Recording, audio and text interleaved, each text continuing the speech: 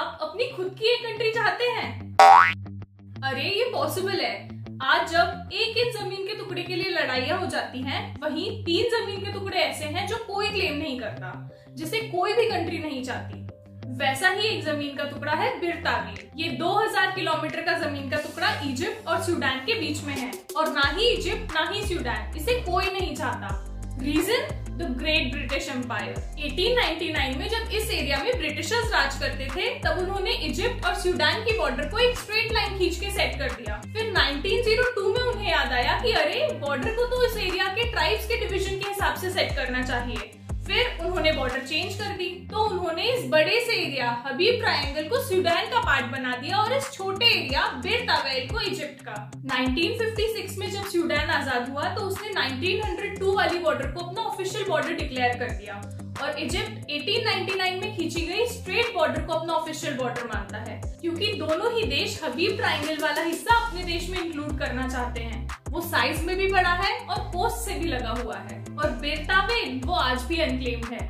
वैसे वो largest piece of land है जहाँ लोग रह तो सकते हैं, पर कोई भी कंट्री उसे क्लेम नहीं करना चाहती। हाँ, इंडिविजुअल्स ने जरूर उसे क्लेम किया है। इंदौर के सुयश दीक्षित बिरतावेल पहुंच गए और वहां अपना झंडा गाड़ के उसे किंगडम ऑफ दीक्षित डिक्लेयर कर दिया, पर किसी भी कंट्री ने उसे ऑफिशियली अप्रूव नहीं किया, और इसीलिए आज भी बिरतावेल अपने राजा या रानी का इंतजार कर रहा है। ऐसे ही दूसरा जमीन का टुकड़ा यूरोप में सर्बिया और क्रोएशिया के बीचों बीच है, और सरप्राइजिंगली इस डिस्प्यूट का क्रेडिट ब्रिटिश किंगडम को नहीं जाता। 1900s में इस पूरे एरिया में ऑस्ट्रिया हंगेरियन एम्पायर्स रूल करते थे, और उन्होंने ड्यूबैन रिवर के पाथ को क्रोएशिया और सर्बिया का बॉर्डर डिक्लेयर कर दिया। पर परेशानी तब बढ़ी जब उन्होंने वाटर ट्रांसपोर्टेशन को इजी करने के लिए डैन्यूब रिवर के पाथ को स्ट्रेट करना शुरू कर दिया। हाइड्रोलिक मशीन्स के कारण वो इस पाथ को तो स्ट्रेट कर पाए, पर उन्होंने इस प्रोसेस में फ्यूचर डिस्प्यूट को जन्म दे दिया।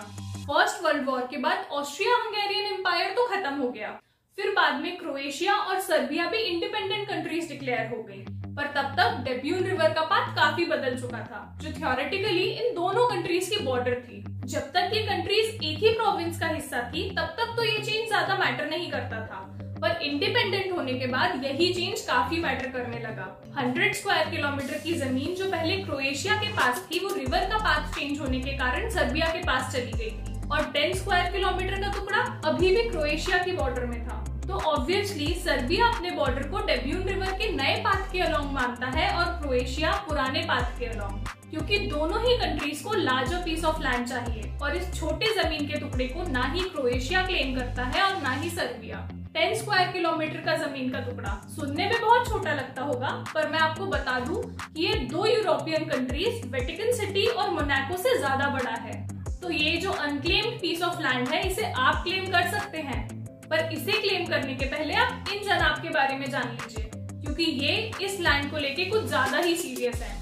इनका नाम है विट जेडलिका, और ये चेक लिबर्टेरियन पॉलिटिशियन है। 2015 में उन्होंने खुद को इस जगह का फर्स्ट प्रेसिडेंट डिक्लेयर कर दिया, और इस जगह का नाम रख दिया फ्री रिपब्लिक ऑफ लिबरलैंड। इतना ही नहीं, उन्होंने इवेंट ऑर्गेनाइज करके इस कंट्री के 2 वाइस प्रेसिडेंट और 5 मिनिस्टर्स भी डिक्लेयर किए। लिबरलैंड का अपना एक वेल डिजाइन फ्लैग है, and this country has its own motto to live and let live। पर सबसे इंटरेस्टिंग बात तो ये कि आप भी फ्री रिपब्लिक ऑफ लिबरलैंड के सिटीजनशिप के लिए अप्लाई कर सकते हैं।